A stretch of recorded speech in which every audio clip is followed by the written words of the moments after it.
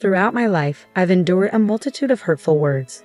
Some were aimed squarely at me. You're just a single woman, a disgrace.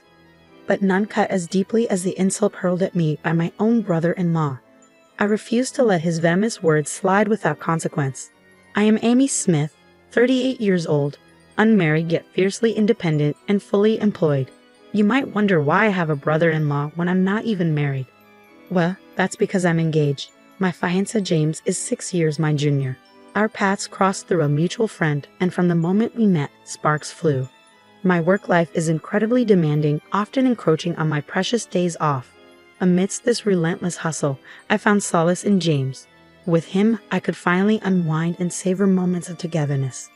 James possesses skills I lack. He's a proficient cook, adept at sewing, and a diligent worker. When we decided to move in together, he seamlessly slipped into the role of caretaker, taking charge of household chores and even tending to my suits with care. I'm always apologizing, knowing how hectic your schedule is, I murmured, as I secured a reservation at a fancy restaurant for our upcoming day off. It had become customary for me to treat James to such dinners, a token of gratitude for his unwavering dedication. With the earnings from my own labor, I could afford to prioritize our time together, ensuring I clock out on time to match his bustling schedule. And while I might not possess his proficiency in housework, I take joy in contributing where I can. James frequently inquires about my family's plans for our impending gathering. Although we've already introduced our parents shortly after getting engaged, we're eager to host a dinner party where both families can mingle and bond. James has an older brother, while I have 2 younger siblings. Instead of waiting until the wedding, both sets of parents suggested an earlier rendezvous to foster familiarity among us all. Thus, we decided to unite both clans, parents and siblings alike.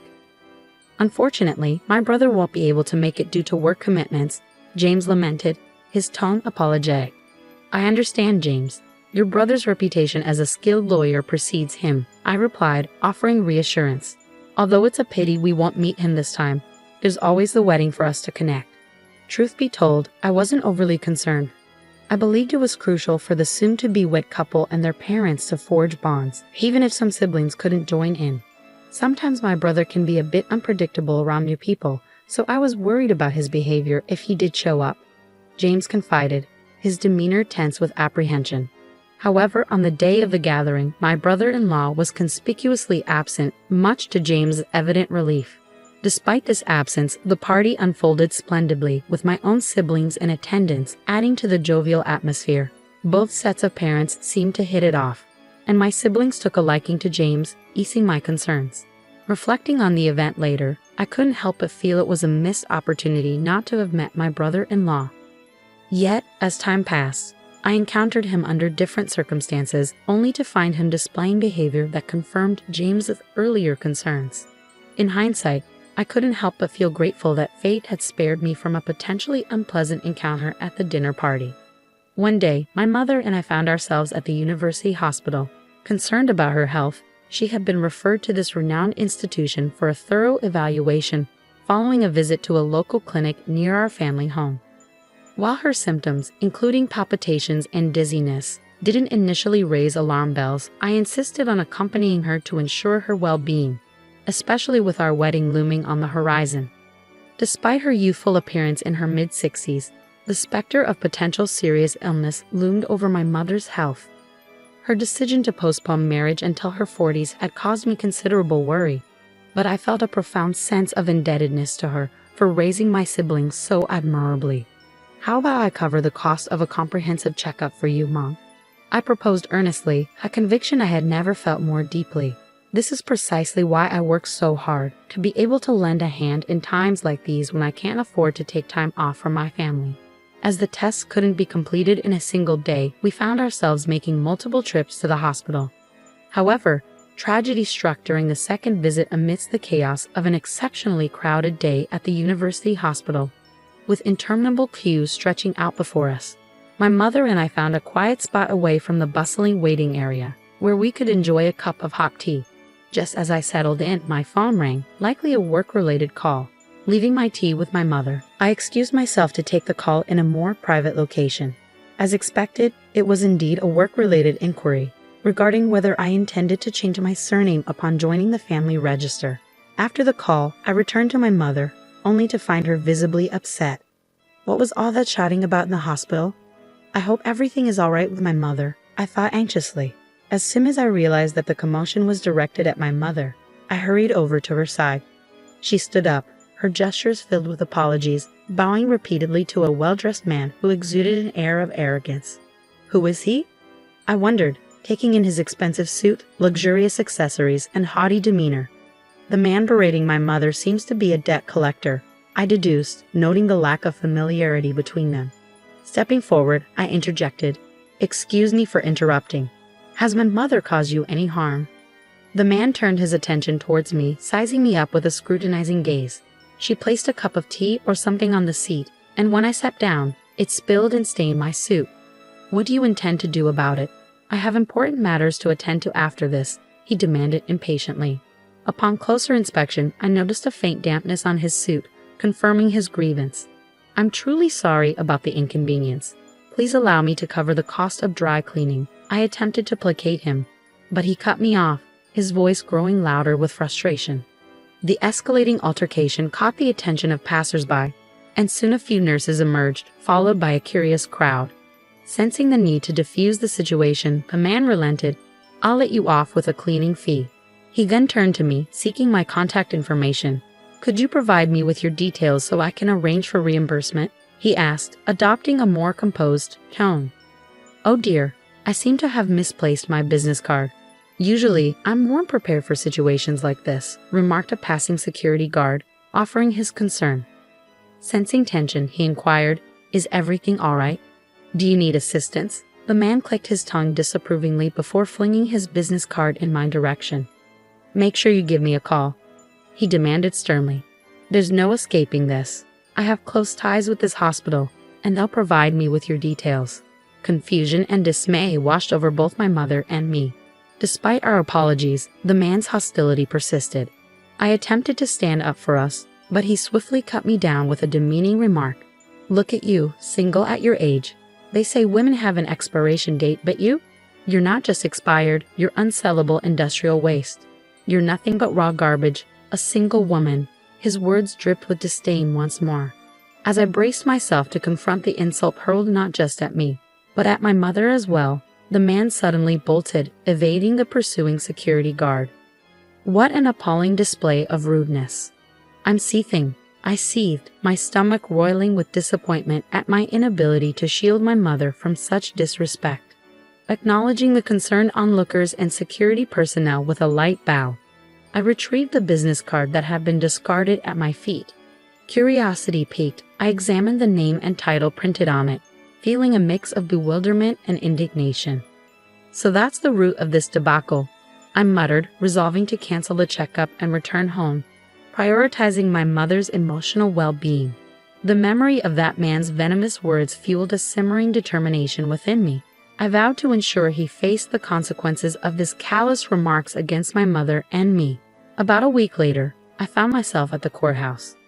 Unlike the scenarios often seen in American courtrooms, this wasn't about a suit-stained dispute. As I navigated the familiar halls, the sound of my heels echoed through the corridors, marking my path. Spotting a familiar face approaching from the far end of the main hall, I pondered my response. What should I say to him? I mused, just as the question lingered in my mind. Our eyes met as he passed by. "You're that trashy single woman from the other day, aren't you? What are you doing here?" he sneered, his contempt palpable.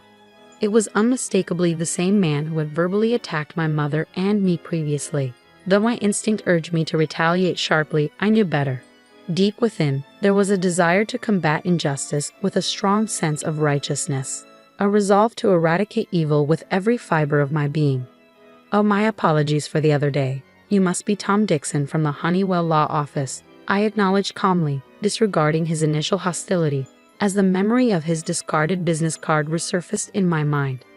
However, my attempt at reconciliation only seemed to provoke him further. His expression twisted with disdain as he recounted the incident with the suit. "I had a client meeting at the hospital right after that," he grumbled, his tone laced with irritation.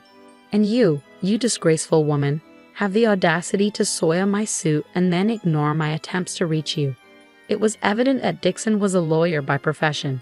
Our chance encounter today was a result of his loud demeanor echoing through the corridors. Feeling the weight of curious eyes upon me, Dixon's taunts grew louder, ensuring that everyone within earshot could hear. He's just showing off, but if he keeps it up, I might have to call security. Unfortunately, the legal profession has its fair share of such individuals. I muttered to myself, shaking my head in exasperation, which seemed to further irk Dixon. "Mr. Dixon, your voice is carrying quite far," remarked a voice from behind me. Turning, I found a concerned individual approaching. "Mr. Dixon, is everything all right?" he inquired, casting a questioning glance at Dixon. Upon seeing the newcomer, Dixon's demeanor shifted, his tone suddenly subdued. "Oh no, not her again," he muttered under his breath, a noticeable change from his earlier bravado. As he retrieved a business card from his case, the man's eyes widened in recognition. Glancing at the card in my hand, I read the name Attorney Hannibal, partner at Honeywell Law Office. This must be Dixon's superior, the CEO of the firm. Upon recognizing me, Mr. Honeywell's demeanor transformed, his body trembling as he bowed deeply at a 90-degree angle in greeting. "Oh my, it's been too long," he exclaimed. I apologized profusely for Dixon's appalling behavior. He's my subordinate, and I assure you, this conduct is completely unacceptable. Meanwhile, a bewildered Tony Dixon stumbled into the scene, utterly clueless. "Mr. Honeywell, what's happening? Who is this woman?" he questioned, his frustration evident. "And why is she here?" he added, seething with resentment. "She's the one who ruined my suit and then had the audacity to overcharge me for dry cleaning." With a face turning a shade of blue, Mr. Honeywell seized Dixon by the collar and forced him into a bow. "Ouch! What's the meaning of this?" Dixon protested. Speaking in hushed tones, Honeywell delivered a stern reprimand.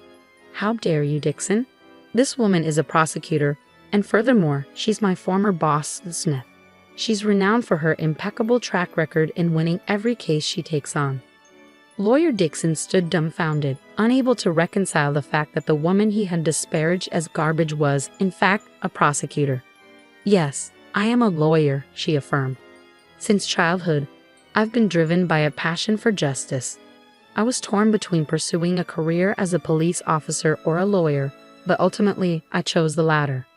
My goal has always been to ensure that criminals face the consequences of their actions, even if I couldn't apprehend them myself. Working for the prosecution allows me to uphold the law and bring offenders to justice. That's why I'm frequently in and out of the courtroom for work. By the way," she continued, "Mr. Honeywell has a deep respect for me because I mentored him when he was a rookie. Despite his stern demeanor, the bond between a mentor and a protege never fades."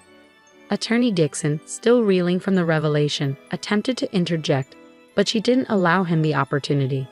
"Mr. Honeywell, you've become an admirable man," she commended. "As for you, Mr. Dixon, I'll settle your dry cleaning bill promptly. I apologize for any inconvenience caused by my busy schedule." The mention of brother-in-law left Laura Dixon speechless, her mouth hanging open in disbelief. "James's fiancé? No way," he muttered, his voice catching as he froze in place.